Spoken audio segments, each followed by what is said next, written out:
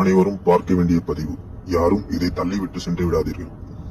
இந்த பதிவில் என்ன சொல்கிறேன் என்றால், கியூடெக்ஸ் ட்ரேடர் என்று ஒரு ட்ரேடர் ஆப் உள்ளது.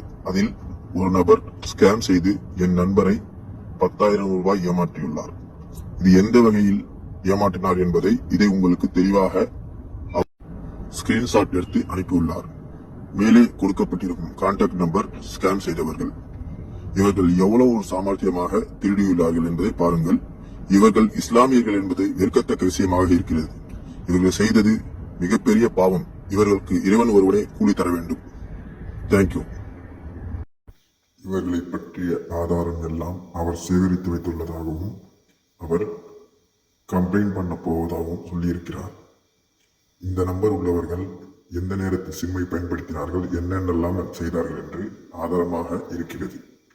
நிச்சயமாக இவர்களுக்கு எப்போது தண்டனை கிடைக்கும் என்று தெரியாது. நேரம் காலம் எல்லாம் இதற்கு பதில் சொல்லும். இவர்கள் நிச்சயம் கேவலமும் அவமானமும் படுவார்கள் என்பது நிச்சயம் நடக்கும். இறைவன் இவர்களை தண்டிக்க மாட்டார் என்று இவர்கள் தவறு செய்கிறார்கள். பிற்காலத்தில் இவர்கள் தண்டித்து கேவலப்படுவார்கள். நிச்சயமாக மனிதர் இதை காண்பார்கள். எந்த பேங்கிற்கு இந்த பணம் பரிவர்த்தனை செய்யப்பட்டது, எந்த நேரத்தில் இவர்கள் இந்த பணத்தை பெற்றார்கள் என்று அனைத்து டீட்டெயில்ஸும் கிடைக்கும் போது இவர்கள் யார், இவர்கள் நேம் என்ன என்று அனைத்தும் தெரிய வரும்போது இவர்கள் செய்த கேவலத்தை இவர்கள் அன்றுதானே செய்தோம் என்று மறந்து விடுவார்கள். ஆனால் இவர்கள் பிடிபடும் நேரம் இவர்கள் கம்பி எண்ணுவார்கள். இது மட்டுமே நடக்கும். UPI நம்பரை வைத்தாலே கண்டுபிடித்தாலே அனைத்தும் தெரிந்துவிடும். மனிதர்கள் யாரும் முயற்சி செய்யாமல் இருக்கிறார்கள். முயற்சி ஒன்று செய்தால் இந்த மாதிரி உள்ள கேவலமான மனிதர்கள் கேவலப்பட்டு அல்லோலப்படுவார்கள். இது நிச்சயம் நடக்கும்.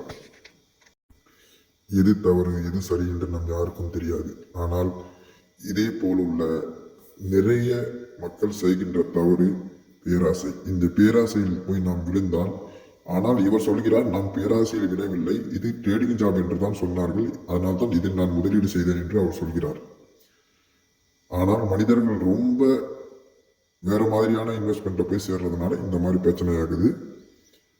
நான் என்ன சொல்றேன்னா, இது சரியா தவறா இதை பற்றி கமெண்ட் செய்யுங்கள். இது தவறு என்றால் லைக் செய்யுங்கள். இதை பற்றி அனைவருக்கும் பகிர்ந்து சொல்லுங்கள். இதுவே உங்களுக்கு நல்ல வழி.